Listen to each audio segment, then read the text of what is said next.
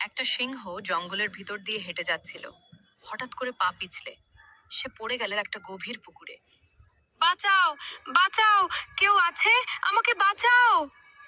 ঠিক তখনই সামনে দিয়ে একটা হরিণ যাচ্ছিল। হরিণ ভাই, দয়া করে আমাকে বাঁচাও। তোমাকে বাঁচাবো? তুমি উঠলেই তো আমাকে খেয়ে ফেলবে। এই কথা বলেই হরিণ ভয়ে দৌড়ে পালিয়ে গেল। সিংহ তখন আরো দুর্বল হয়ে চিৎকার করতে লাগলো, বাঁচাও, কেউ আছে। ঠিক তখন পাশ দিয়ে যাচ্ছিল এক দাদু। দাদু, দয়া করে আমাকে বাঁচাও। দাঁড়াও বাবা, দেখি কি করা যায়। দাদু একটা লাঠি বাড়িয়ে দিলেন। এই লাঠিটা শক্ত করে ধরো। সিংহ লাঠিটা ধরল। দাদু সব শক্তি দিয়ে টেনে তাকে তুলে আনলেন।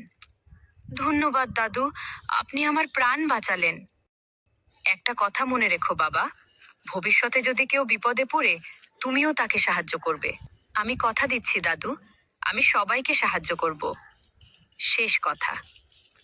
এই গল্প থেকে আমরা শিখলাম, বিপদে পড়লে সবাইকে সাহায্য করা উচিত, কারণ মানবতাই সবচেয়ে বড় শক্তি।